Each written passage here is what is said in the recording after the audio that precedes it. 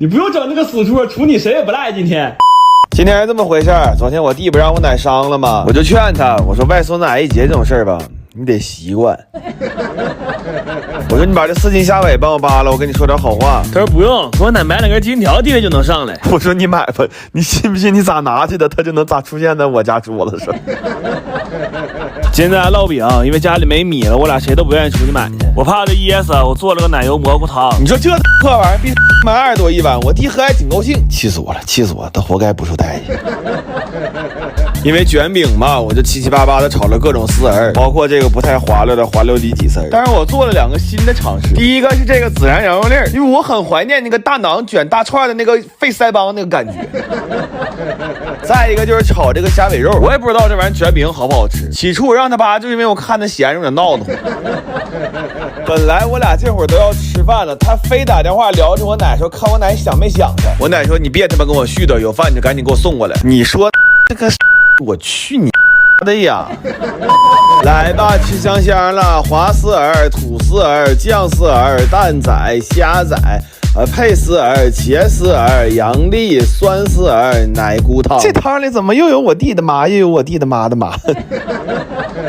卷饼呢，我是双拼吃法，这小是1个菜1张的吃法，这小是几个菜1张的吃法。这是我奶的吃法，就是1张饼里卷菜卷到冒样，完了吃漏了再1口饼1口菜那么吃。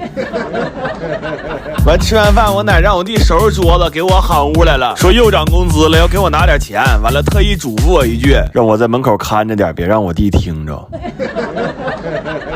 我有个大学同学过年回来了，完在哈尔滨站一脚来家吃点饭。是的，朋友们，我居然真的上过大学。完我们就聊起来了，说上学的时候都吃啥来着？我们学校当时有食堂，但真没咋去过。它倒不是好不好吃的问题，主要那个食堂它在2楼。我跟你说，就那几段楼梯，它对大学生来说比登天还难。所以月初的时候，我们就是黄金王的焖锅，再不就是街口的麻辣香锅，夹肉不炸盐版。然后月中就会收敛一点，一般是4个人点1份鸡公煲，要不就是1份鱼香肉丝盖3份大米饭。这3人里肯定有1个人吃的是汤泡饭。然后我们老二他妈这会儿一般会给他邮几袋固蛇块，说让他尝一尝家乡的味道。我估计他妈可能现在都不知道，他这一个家乡的味道养活了8个儿子。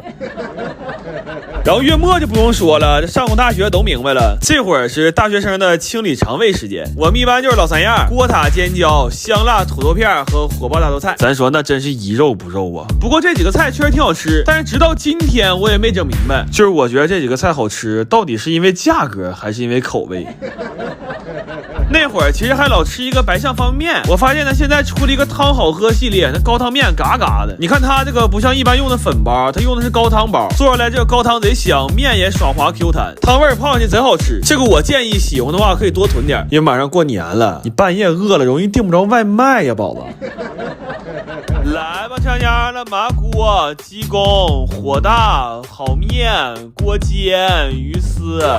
乡土、固鹅、脆枣、牛焖，这些菜其实就贯穿了我们大学的时候1个月的伙食。然后没有汤啊，就正好用这个汤好喝的高汤面，有汤有面有营养。咱说上学的时候要有这玩意儿，就月初装大爷的时候，哪怕穿插1、2顿呢，那月末也不至于过得比陶白白还准呢嘛。到23号就吃素。哎呦，我想想我眼泪都要掉下来了。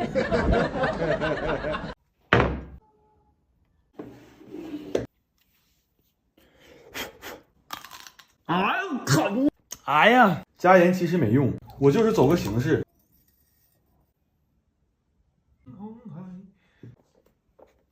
咱说1层果子半层糖，到这里就封藏。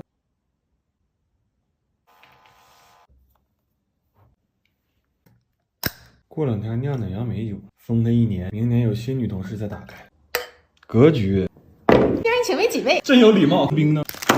冻梨呀！这时候我就给你倒了。啊！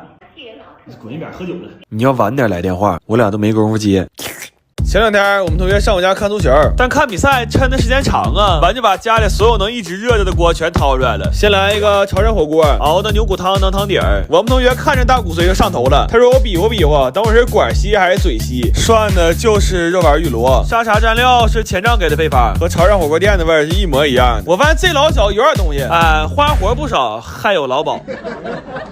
再来了一锅泥锅涮串，毛肚啊、青菜啊一样穿了点，这个泡椒牛肉是最爽。整根泡椒穿的一脚直一下。我看我弟穿贡菜的手法还挺熟练，一看就是当年没少给人织毛衣。本来想使砂锅涮来着，但串太长了，就又把养生壶掏出来了。我家这壶啊，除了烧水，别的事他全干了。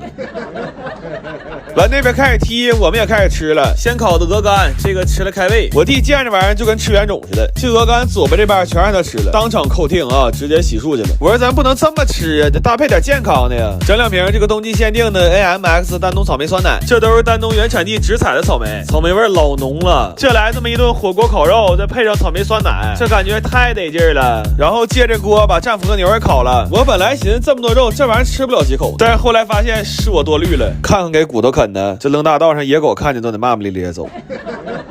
然后这个涮串啊，我们今天找到了精髓，就是口味啊可以随喜，但是锅底和蘸料一定要有特别多的花生碎，尤其毛肚啊，裹满蘸料可香了。我们今天还整明白一个事儿，就是真球迷往沙发上一窝，给一把瓜子就够了。你等我们这种伪球迷啊，整3锅没够，吃的比人踢的时间都长。完临了他们又出去买鸡架去了。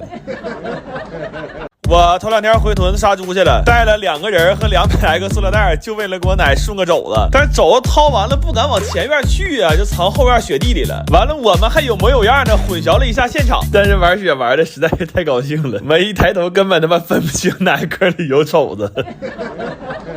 我们回来时候，大伙已经开始炒菜了。完，我看我三大爷那屋直冒烟，我寻思我三大爷着了呢，我赶紧拿着手机就过去了。完了嘛，发现我三大爷在那炖肉呢。我让我三大爷踹出来之后，上北屋挠脚筋去了。但我啥调料都找不着，我二大娘给我撵车库去了。我一看车库藏着一位高人呢，我这远房老弟翻2上勺给我看直眼了。我心说，我大爷这不是喊我来吃席，这是喊我来学习呀。后来我把坐着没事都喊来了，我说来老弟，你做菜我开班，咱俩狠狠掏他们一笔。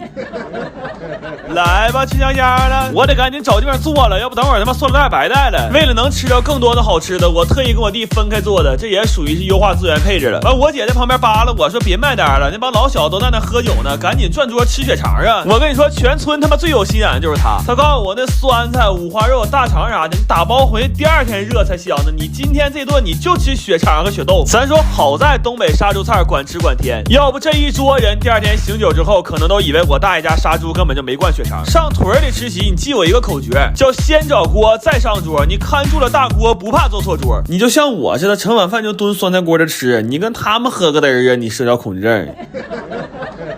我本来吃完这碗饭就要走了，我大爷告诉我晚点走，让我拿点杀猪的伴手礼。我一看肘子、排骨还有肉，我们30来斤，我都不好意思了。完，我确定没有啥再能顺走的之后，我说大爷，我掏心窝子跟你说句话吧，你家后院那块地，来年你好好翻一翻，别问为啥，问就是整好了能出一棵肘子树。